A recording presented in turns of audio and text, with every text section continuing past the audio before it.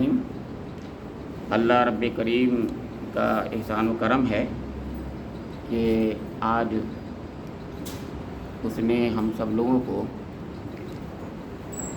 چھٹی تراویح مکمل سننے کی توفیق نصیب فرما دی، اور ہمارے امام صاحب کو اللہ رب کریم نے یہ توفیق نصیب فرمائی کہ انہوں نے بہترین قرآن پڑھا ہے، کوئی غلطی نہیں کی ہے۔ آج تراویح میں 7ویں پارے کے 6 رکوع سے 8ویں پارے کے 7ویں رکوع تک قرآن پڑھا گیا ہے، اور یہ 21 رکوع ہو گئے۔ 20 رکوع جو ہیں وہ سورہ انعام کے ہیں، اور ایک رکوع جو تھا وہ سورہ المائدہ کا، جو کل پڑھی گئی تھی پوری، صرف ایک رکوع رہ گیا تھا، وہ رکوع آج پڑھا گیا ہے۔ اور یہ آپ کو بتایا جا چکا ہوگا کہ سورہ مائدہ تک، سورہ بقرہ سے مائدہ تک 4 صورتیں جو ہیں وہ مدنی ہیں، اور آج میں عرض کر رہا ہوں کہ سورہ انعام اور کل انشاءاللہ سورہ اعراف ہوگی، یہ مکی صورتیں ہوں گی، اور پھر اس کے بعد پھر مدنی صورتیں ہو جائیں گی، انفال اور توبہ۔ اس طریقے سے آپ جانتے ہیں کہ درمیان میں مکی اور مدنی کے درمیان میں کبھی مدنی پہلے ہیں تو مکی بعد میں ہے، کبھی مکی پہلے ہیں تو مدنی بعد میں ہے، اور اس کی جو حکمتیں ہوں گی اس کے بارے میں میں اشارہ کر چکا تھا۔ بہت بنیادی چیز ہے، اس کی حکمتیں اس بات پر مبنی ہیں کہ حضور نبی اکرم محمد مصطفیٰ صلی اللہ تعالیٰ علیہ وسلم اللہ رب کریم کی طرف سے مبعوث کیے گئے آخری رسول، یعنی آخری رسول ہونے کا ثبوت ہے۔ یہ ترتیب بظاہر آپ کی نظر میں جو الٹی سیدھی نظر آ رہی ہے، یہی ثبوت ہے۔ آج میں ایک ایسی بات کہہ رہا ہوں آپ کے سامنے، تو آپ کے لیے ذرا نئی سی ہوگی لیکن بہت بنیادی بات ہے یہ۔ کیوں؟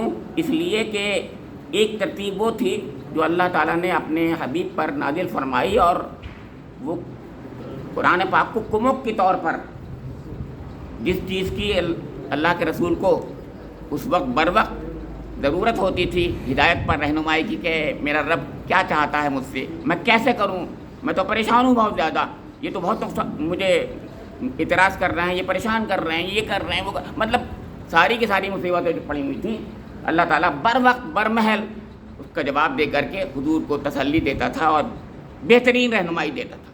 تو وہ رہنمائی جو تھی وہ ترتیب نزولی تھی، لیکن کیونکہ حضور نبی اکرم کو میں نے بتایا آخری رسول بنا کر بھیجا تھا، تو قیامت تک کے لیے بنا کے بھیجا تھا، تو قرآن پاک کو آخری و مکمل ہدایت نامہ بنا کر کے بھیجا جانا تھا، لہذا اس کی ترتیب بدلی گئی تھی، اور یہ ترتیب توقیفی کہلاتی ہے۔ توقیفی کا مطلب یہ ہوتا ہے کہ اللہ تعالیٰ کی طرف سے ایک الہام ہوا حضور نبی اکرم کو، جیسے الہام قرآن پاک کا وحی کی شکل میں ہوتا تھا، ایسے ہی یہ کہ اب ایسے اس کی ترتیب ایسے کرو، اس کو یہاں رکھو، اس کو وہاں رکھواؤ، اس کو یہاں کرو، تو یہ ترتیب توقیفی ہوئی۔ یہ ترتیب جو ہے اس کے اندر جو حکمتیں ہوں گی وہ آپ سمجھ گئے ہوں گے، اب اس میں وہ باتیں ہونی چاہیے جو قیامت تک کے لیے اس قرآن پاک کو ایک ایسا مربوط کلام بنا دے، اور ایسا بنیادی طور پر یعنی وہ رہنمائی کرنے والا کلام بنا دے کہ تمام انسانیت کے لیے مختلف اوقات کے لیے سب کو جو ہے رہنمائی فراہم کر دے۔ وہ اس وقت کے لیے رہنمائی ہو رہی تھی، یاد رکھیے گا، یہ قیامت تک کے لیے رہنمائی کے لیے اس کو بنایا، اسی لیے میں کہتا ہوں یونیورسیلٹی ہے یہ۔ تو یونیورسل میسج کو میں ترتیب جو ہے بدل گئی۔ اب یونیورسل میسج کی بات جو تھی میں نے بتایا، کل کی جو سورج جو تھی وہ سورہ مائدہ تھی، وہ تو مدنی تھی، وہ بعد میں نازل ہوئی، بعد میں کا مطلب سورہ صلح حدیبیہ کے بعد سے نازل ہونا شروع ہوئی، اور ایک آیت حجۃ الوداع پر الیوم اکملت لکم دینکم واتممت علیکم نعمتی ورضیت لکم الاسلام دینا کے بارے میں آتا ہے، وہ اس وقت ہی بالکل آخر میں ہوئی نازل، اتنے دنوں میں وہ نازل ہوئی۔ اب یہ سورہ انعام کے بارے میں بتا دیتا ہوں۔ سورہ انعام جو ہے یہ مکی دور کے آخری یعنی ہجرت سے 1 سال پہلے نازل ہوئی۔ دونوں بالکل الگ ان میں حالات تھے، لیکن دونوں کے درمیان میں ایک کامن پوائنٹ ہے، وہ کامن پوائنٹ سن لیجیے۔ اب حضور نبی کرم کو ہجرت کے لیے تیار کیا جا رہا ہے، اور تو جب نبی کو جب تیار کیا جاتا ہے تو نبی کی تو ذمہ داری ہے، وہ تیار ایسے تھوڑی ہوتا ہے، اس سے گویا اس کا وہ کام جو تھا، اس کی ذمہ داری جو تھی، اس ذمہ داری کو کمپلیٹ کرایا جاتا ہے کہ آپ تم کمپلیٹ کر دو، اس کو مکمل کر دو اس کو۔ وہ کیا ہوتا ہے؟ وہ حجت تمام کرنا ہوتا ہے، یعنی گویا وہ اپنی قوم پر حجت تمام کرتا ہوتا ہے، پھر یعنی لاجیکلی، علمی طور پر، انٹلیکچولی حجت تمام کرتا ہے۔ انٹلیکچولی مطلب یہ ہے کہ اس کے دلائل کے ساتھ یہ کہا جاتا ہے بس سن لو، یہ بات تمہاری سمجھ میں آنے میں کوئی شک نہیں رہا ہوگا، اور بالکل بات واضح کر دی جائے گی، اور اس کے بعد تمہیں شک تو ہوگا نہیں، تعصب کی بنا پر تم منع کر سکتے ہو، شک نہیں رہ سکتا تمہارے اندر۔ تو چنانچہ اب وہاں کون سے، یہ یاد رکھیے، وہاں کون لوگ ہیں مخاطبین؟ وہاں ہیں اہل مکہ، خاص طور سے اہل مکہ۔ یہاں کون لوگ ہیں؟ اہل مدینہ۔ اہل مدینہ میں زیادہ تر کون لوگ ہیں؟ مشرکین تو بہت کم رہ گئے، کیونکہ انصار جو تھے سب ہی مان لیا، تو باقی ارد گرد میں رہ گئے اہل کتاب۔ تو یہاں اہل کتاب ہیں، مخاطبین بھی ہوئے پھر، اور وہاں وہ جو تھے مشرکین تھے، وہاں مشرکین پر حجت تمام ہوئی، یاد رکھیے، اور یہاں کرنی تھی، اور یہاں پر آپ کے اہل کتاب پر حجت تمام کرنی تھی۔ یہ حجت تمام کرنا ایک کامن پوائنٹ ہے دونوں صورتوں کے درمیان میں۔ کیا نظم بنا؟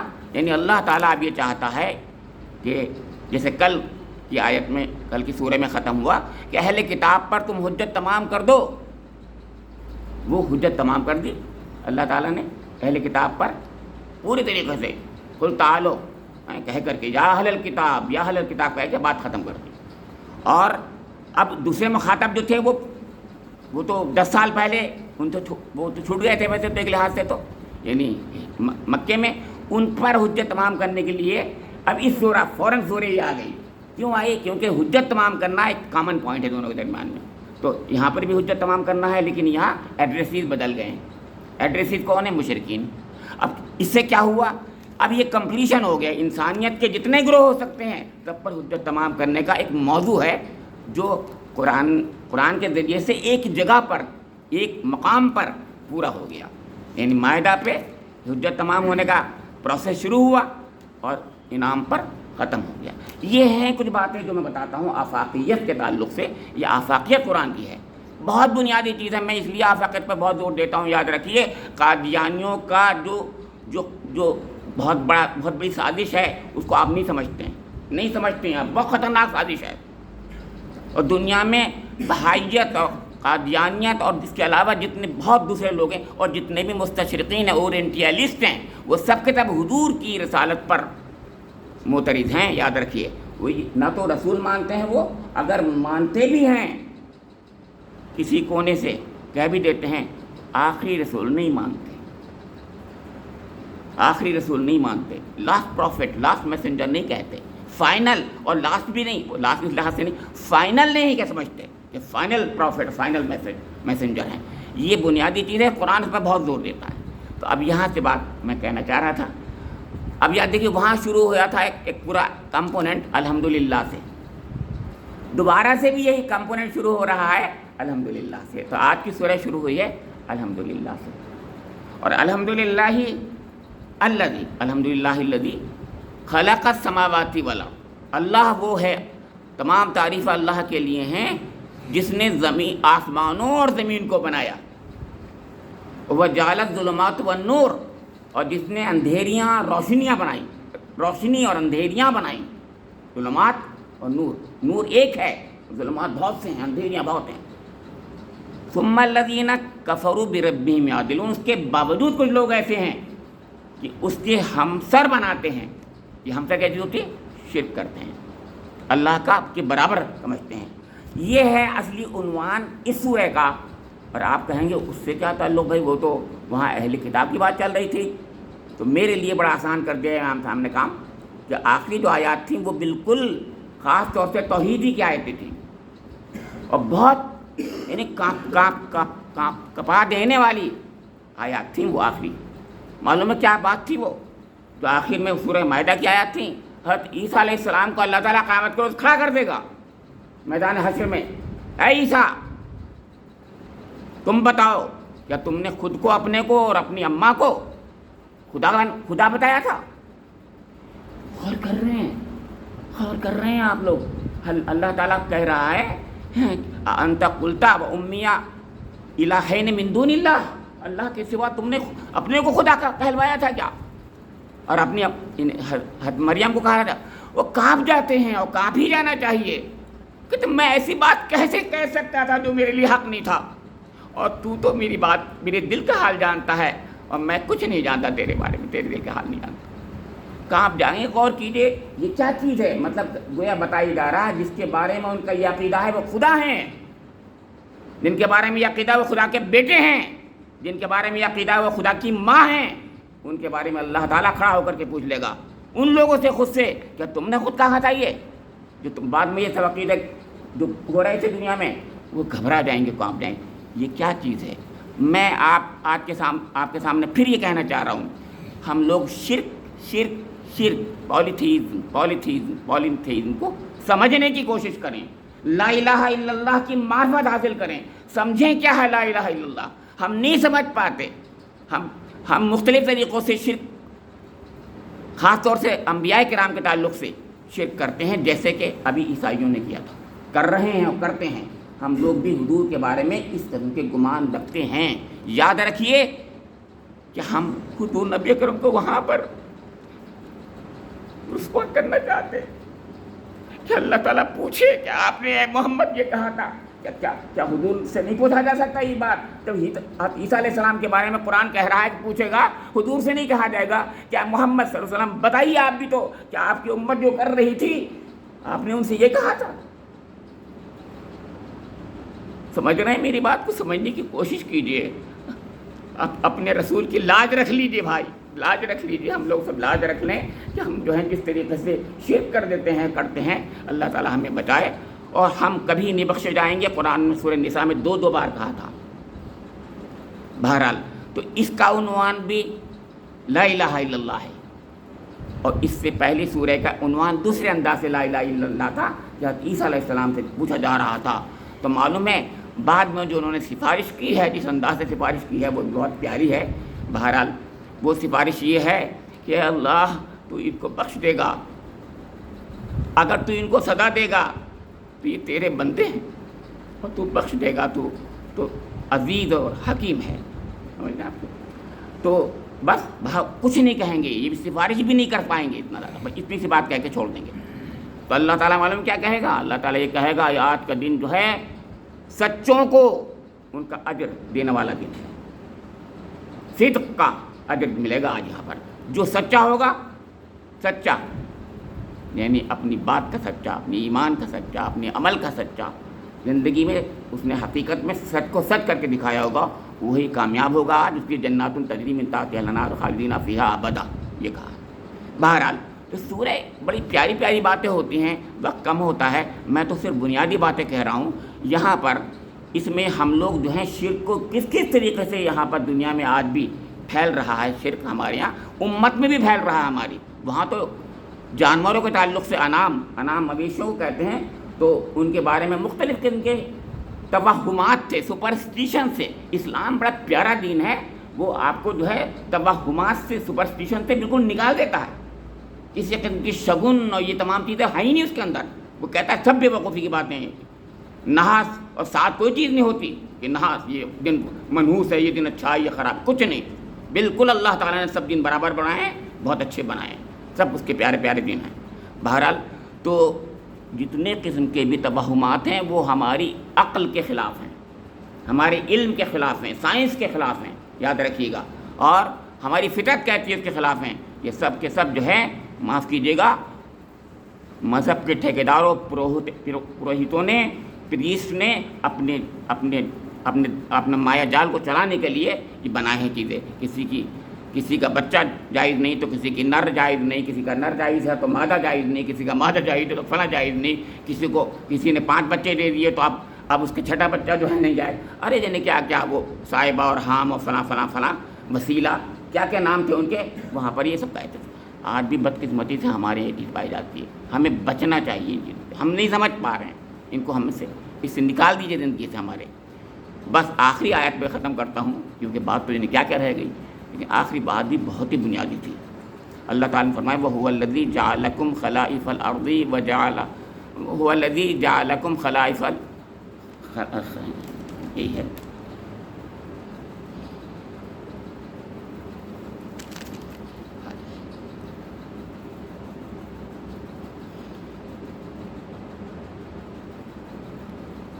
والذی جعلکم خلائف الارض ورفع بعضکم فوق بعض درجات لیبلوکم فیما آتاکم ان ربک سریع العقاب وانہ لغفور الرحیم. آخری آیت ہے جو آج پڑھی گئی، سمجھ رہے آپ کے؟ ارے صاحب کیا بات ہے، ہمیں بتایا ہمارا مقام کیا ہے، ہمیں کس لیے دنیا میں بھیجا گیا ہے. کہ هو الذی جعلکم، وہ اللہ کی ذات ہے جس نے ہم لوگوں کو، تم کو خلائف الارض، زمین کا خلیفہ بنایا ہے. وَرَفَعَ بَعْضَكُمْ فَوْقَ بَعْضٍ دَرَجَاتٍ لِيَبْلُوَكُمْ فِيمَا آتَاكُمْ. یہ تھا، بہت پیارا یاد رہتا ہے ان کو، پچھلے سال بھی رہتے تھے ماشاءاللہ، ان کو یاد رہتا. تو میں زبان سے، میرے زبان پہ نہیں آ پاتا، تو فرمایا کہ اب تم میں جو ہے کچھ چھوٹے ہیں کچھ بڑے ہیں بظاہر. کیا بات کہی ہے. تو تمہارے دل میں خیال آتا اللہ میاں بھی ہمارے نعوذ باللہ بڑے بے انصاف نہیں کرتے، کرنا غلط بات ہے، یہ مت سوچو. اس نے کہا کہ تم میں کچھ چھوٹے بڑے کر دیے تاکہ تم کو جو دیا ہے اس میں آزمائے. سمجھنے کی کوشش کیجیے، کچھ نہیں کہا یہ. والذی جعلکم خلائف الارض ورفع بعضکم فوق بعض درجات لیبلوکم، تاکہ تمہیں آزمائے، فیما آتاکم، جو تمہیں دیا گیا ہے. میاں ہم کیوں کہہ رہے ہیں کہ اس کو اتنا دیا، معلوم ہے اس کو اگر 1 کروڑ دیا ہے تو 1 کروڑ کا حساب لے رہا ہے اللہ تعالیٰ اس سے، اور جس کو 1 لاکھ دیا ہے اسے 1 لاکھ کا ہی لے گا، اور جس کو 100 روپے ملے ہیں وہ 100 کا ہی اس کا امتحان ہو رہا ہے. اب مجھے بتائیے کس کا امتحان ہلکا ہے، اس کا جس کے پاس 1 کروڑ روپے ہے، یا اس کا جس کے پاس 1 لاکھ روپے ہے. ظاہر 1 لاکھ روپے بھی مشکل ہی ہے حساب لگانے کے لیے. بیچارے کچھ لوگ ایسے بھی ہیں جن کے پاس 1000 روپے ہی ہوتا ہے. 1000 روپے کا آسان ہے حساب. اب تو بہت مشکل سمجھ رہے ہیں، ہم کہہ رہے ہیں وہ کیا بتائیں، زندگی بھر روئے ہم، لیکن وہاں بہت آسانی سے نکل جائیں گے انشاءاللہ. اور جو کروڑ والا حساب دیتے دیتے اس کو پریشان اگر پوچھ لیا اللہ تعالیٰ نے تو جواب نہیں ہوگا ہمارے پاس. فیما آتاکم، تو اللہ تعالیٰ پھر فرمایا ان ربک کا سریع العقاب، بہت تیزی سے انتقام لینے والا، حساب لینے والا ہے. تیز حساب، بہت تیز حساب لے گا، یہ نہیں دیر پڑے گا. مگر اس کے ساتھ ہی لغفور الرحیم ہے. لام جو ہے یہاں تاکید کا ہے، یعنی ضرور ہے، بھی ضرور غفور ہے، مغفرت کرنے والا ہے اور رحم کرنے والا ہے. اللہ رب کریم سے میری دعا ہے کہ مجھے اور آپ لوگوں کو قرآن پاک کا وہ مقام، ہماری اس کی معرفت دل میں ودیت فرما دے. رب کریم اس کے ذریعے سے جو رہنمائی چاہتا ہے ہم سے، وہ رہنمائی حاصل کرنے کی توفیق نصیب فرما دے. رب کریم اپنے آقا سے، حضور نبی اکرم سے محبت، وہ عقیدہ جو اللہ رب کریم چاہتا ہے عنایت فرما دے، بالکل وہی والا، شرک کا شائبہ نہ ہو جس کے اندر. ربنا تقبل منا انک انت السمیع العلیم تب علینا انک انت التواب الرحیم. وآخر دعوانا ان الحمد للہ رب العالمین.